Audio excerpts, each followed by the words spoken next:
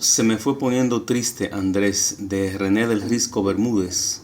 Número 15 de los cuentos que debes estudiar para pertenecer al taller literario Narradores de Santo Domingo de República Dominicana. Pero Juan, tu negrita se está por morir. Eso fue todo, Andrés.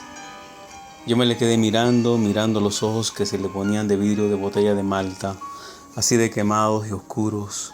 Después ya en el cuarto se iba llenando de pesados celajes. Las paredes comenzaron a ablandarse para que allí la luz de la vela se pegara temblorosa y lloviera la sombra de su cabeza parpadeando sobre las tablas manchadas por los aguaceros.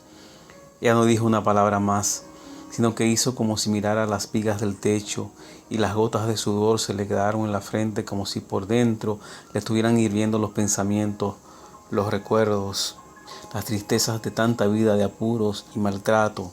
Yo la miré largamente, me clavé los codos encima de las rodillas y me puse a mirarla y a pensar sin querer, dejando que la cabeza se embobara con todo lo vivido.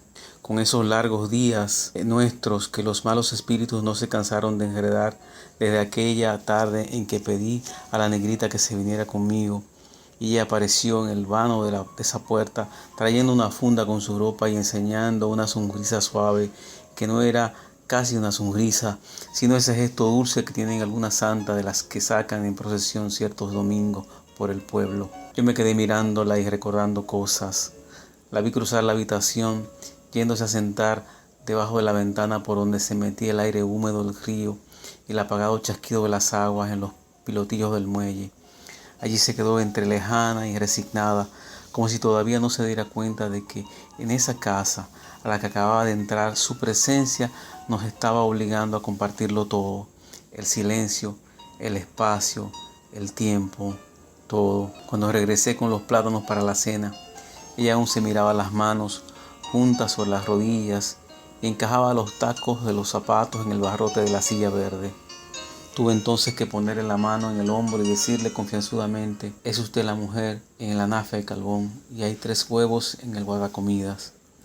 Nunca más tuve que repetirle eso, ni siquiera por broma. Negrita comprendió desde entonces el destino y por eso aquella misma noche, antes de acostarnos, sin decirme nada, tomó 10 centavos de encima del pasamano y regresó con azúcar y café. En lo adelante, cada vez que yo miraba a la negrita tenía que encontrar ese mismo gesto que se me fue metiendo en el alma y que muchas veces me dio ganas de llorar cuando, encogiendo los hombros, me decía: ¿y qué? Yo casi no tengo hambre, y tenía que obligarla para que tragara un pedazo de yuca, para que probara el pan con salchichón. Tú eres el que afana, decía. Es justo que te compres siquiera un pantalón. Yo con los trapos que tengo estoy bien. Total, que no salgo a ninguna parte. Y yo que la conocí por casualidad. Fue en los tiempos en que yo tenía la Mercedes, que era una yola grande y liviana pintada de blanco y rojo, con el bronce de los remos siempre tan brillante que los muchachos de Villa Duarte me conocían desde que yo salía del atracadero de aquel lado. Ah, que esa es la Mercedes, apostaban. Una mañana vino la negrita y me dijo que iba a la ciudad a buscar un dinero que me pagaba de regreso. Y yo, que no sé, que la miré de una vez con picardía, le dije que sí, que subiera, y comencé a remar, mirándole los ojos que se le entretenían en la espuma que corría junto a la Mercedes. Ya de regreso, yo no quise aceptarle su dinero, que se comprara caramelos. Yo le dije y seguí mirándola cuando ella hacía girar a la sombrilla detrás de su cabeza, volviendo la luz del sol entre las varillas negruzcas abiertas como una telaraña sobre el río. Ella venía sentada en la popa de la Mercedes y yo silbaba algo del trío Reynoso. Nos dijimos unas palabras, pero yo sé que por dentro de lo que yo silbaba iba caminando el gusanito de la mala intención para hacerle cosquillas en el oído a la negrita. Yo no me estaba dando cuenta hasta que me sorprendí repasando el pedacito ese: Andrés, el de baila mi merengue, que entre las mujeres tú eres mi derriengue. Pero la negrita no estaba en eso aquella mañana. Ella traía los ojos en el agua y su silencio era como si viniera del fondo del río. Y es que ella era así. Tenía esa manera de quedarse lejos, que a uno a reparar en su presencia porque ella misma se iba. Dejaba por cuenta su lugar y entonces uno comprendía que lo estaba haciendo para dejarnos vivir, para que yo no tuviera esa mañana el lastre de su misterio que estaba ahí en la popa de la Mercedes y pudiera escuchar el chapoteo de los remos sobre su silencio profundo en el que bogaban hojas, papeles, pedazos de ese muro que la negrita hacía difícil y cercano, inexplicable. Quizás ese merengue de los Reynoso era lo único que verdaderamente vivía en ese instante sobre el río. No porque yo lo silbara, porque vivía aún cuando nadie lo silbara, porque permanecía oculto en la caja de los acordeones, esperando siempre la mano del que fuera a tocarlo, del que viniera a echarlo fuera, a ponerle los labios de alguien que como yo no sabía claramente por qué lo silbaba con la intención de que pudiera escucharlo, quien ya no estaba ahí, porque te juro, Andrés, que la negrita desde entonces se había ido en el silencio y aquel merengue la buscaba sin llamarla, sin yo querer, sin ninguna palabra. Tuve entonces que decirle, ya llegamos, cuando sentí la arena entre el fondo de la yola y ella tuvo que bajar, quizás sin quererlo también, como si comprendiera que los dos ya estábamos juntos, en algún sitio que no era en esa orilla, en el destino. Andrés, ¿así te llamas? Yo no lo sé, porque tendría que averiguar si el destino es antes o después. Fíjate, Andrés, cómo es la vida. Después de aquello como que se achicaba el mundo, ya nos encontramos como tú quieres que encontrar a esa cama, ese vaso, aquella ponchera, ese San Miguel en la pared, si es que te pones a dar vueltas en el cuarto. Por eso en el bar de Vicente, ella me puso la mano en el hombro aquella noche de Año Nuevo. Yo me di cuenta que sus palabras nada tenían que ver con el gesto de sus ojos. Me saludó como siempre. Pedro Juan, ¿cómo le va?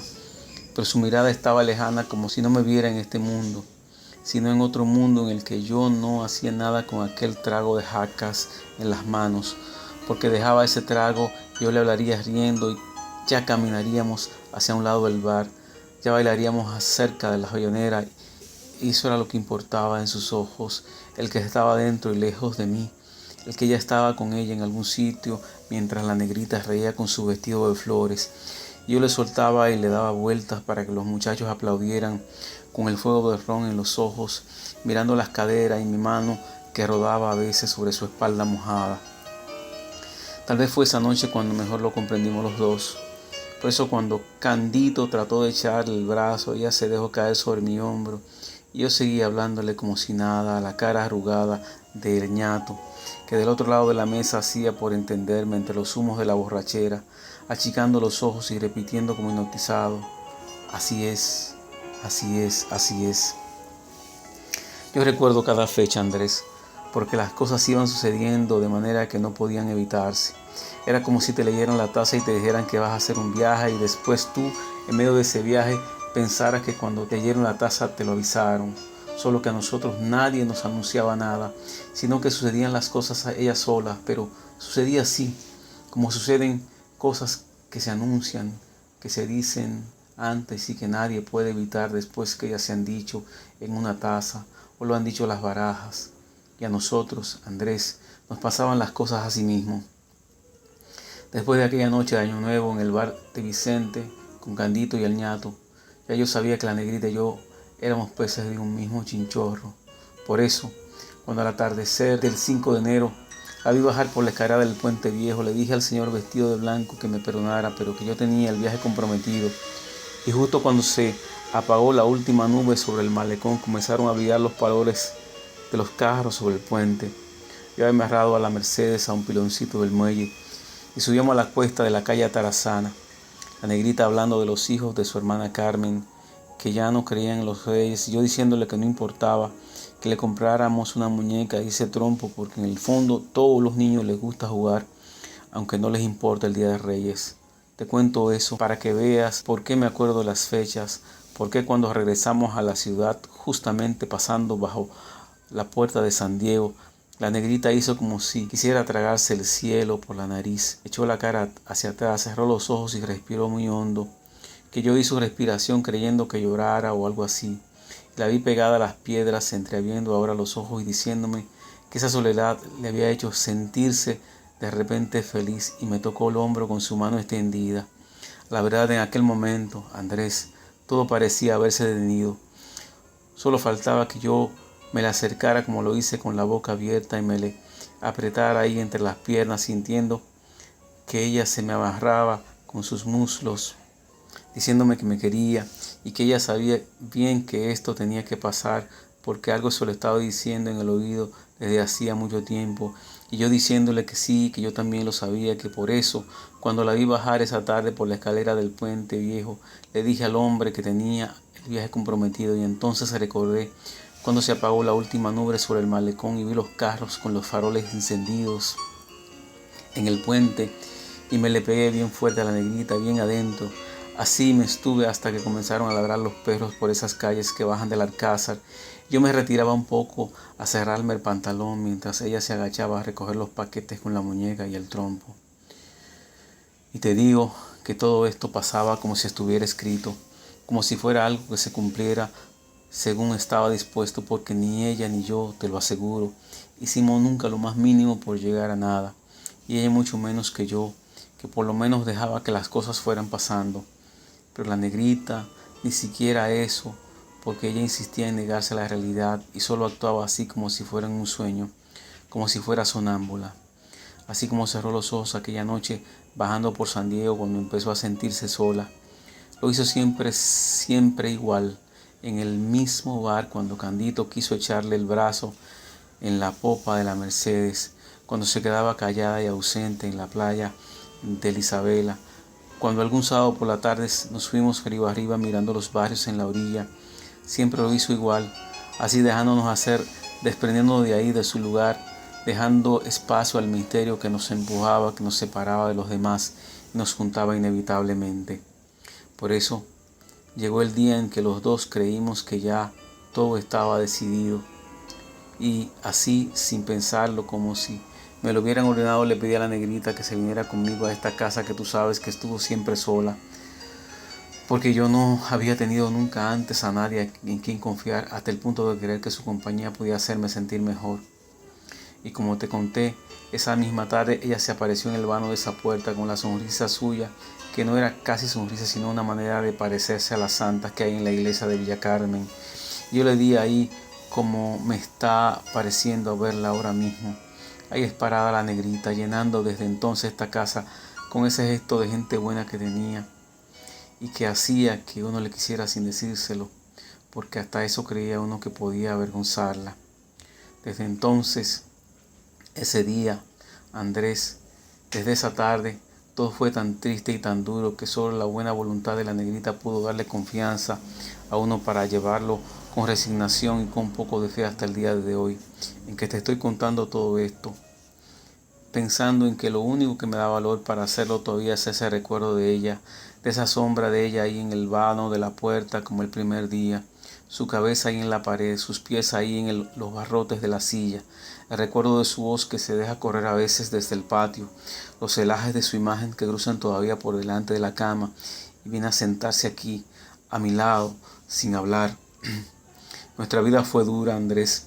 Primero fue un tiempo de lluvias que se metió y llovía, entonces sin parar día y noche. Yo me estaba sintiendo ya mortificado porque la gente no quería cruzar en Yola la ciudad en estos días, sino que prefería hacerlo en un carrito por el puente, y la negrita pasaba las de Caín teniendo que hacer las cosas de la casa con lo poco que yo podía traerle en esos días.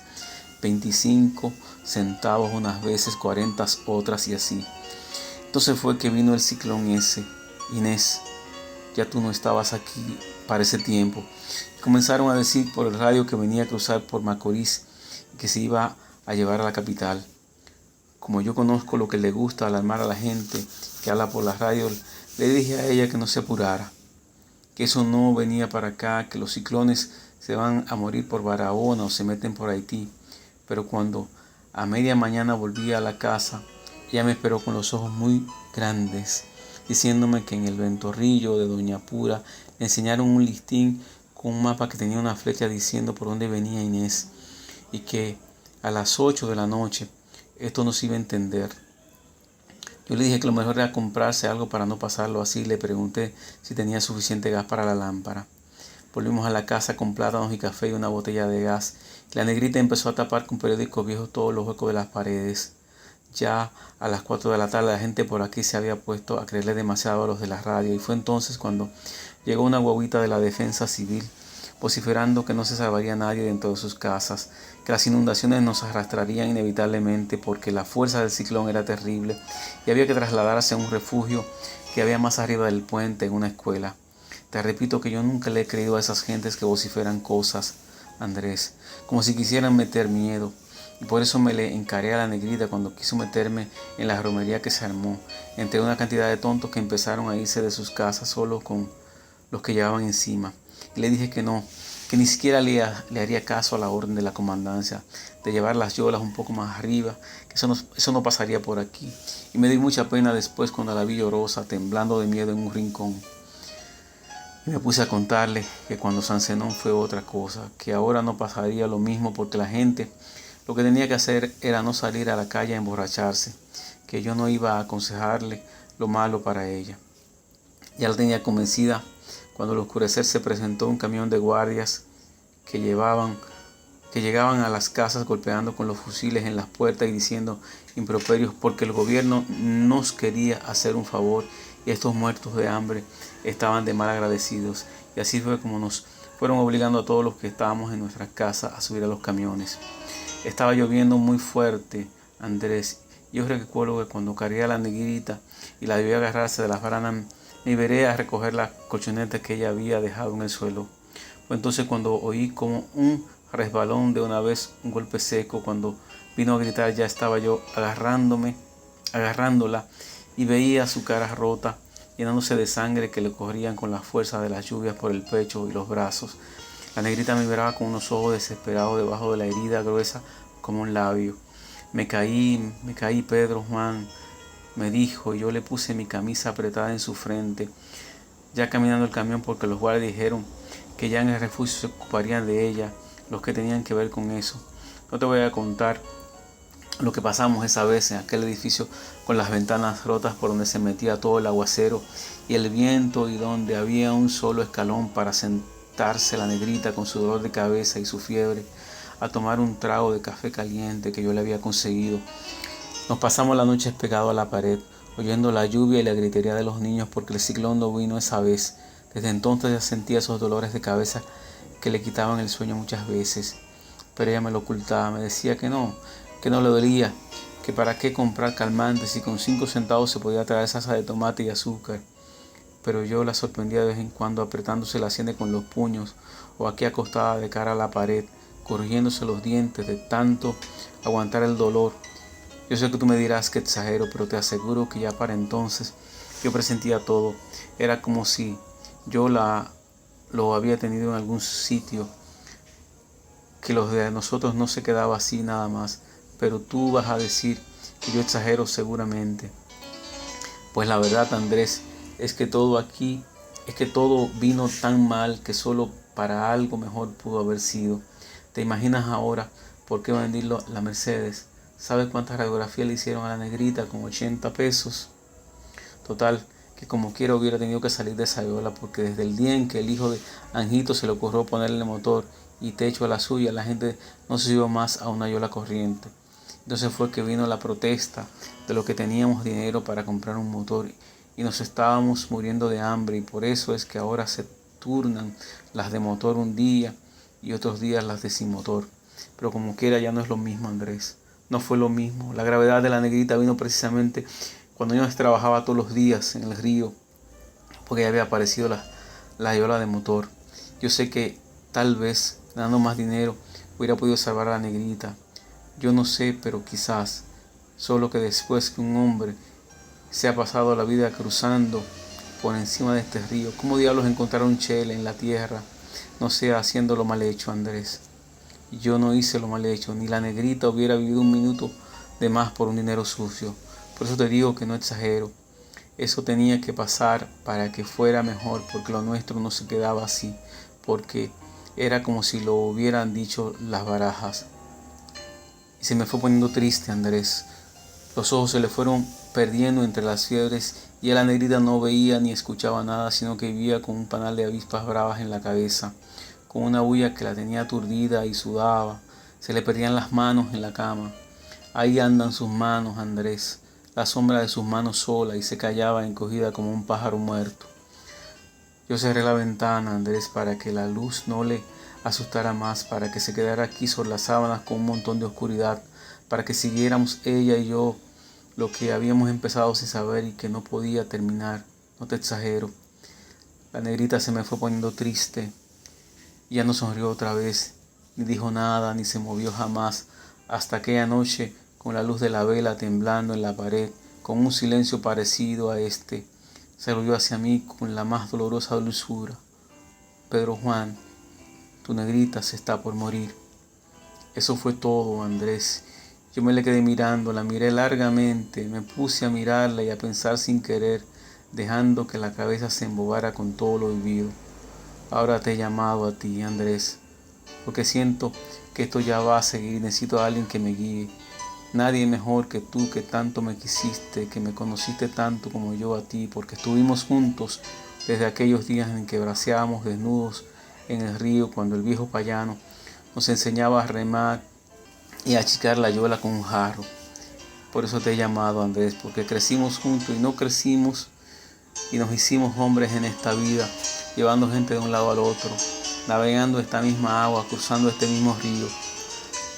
Por eso mismo, Andrés, porque así mismo también te vi morir un día cuando no aguantaste más el hambre y me dijiste, no doy un viaje más, y dejaste la yola a medio varar, y después te vi flotando debajo del puente con los ojos amarillos e hinchados. Por eso, Andrés, porque te conocí, porque sé que donde estás debe haber visto llegar a la negrita, porque tú sabes dónde está, dónde me espera, porque me voy a morir. Por eso te he llamado, Andrés, y te lo he dicho todo. Mira, ya empiezo a morirme, me estoy alejando de esta cama, voy a cerrar los ojos, silbaré aquel merengue del tío Reynoso. ¿Sabes cuál es, Andrés? Entonces tú me tomas de las manos y me llevas donde está la negrita. ¿Quieres?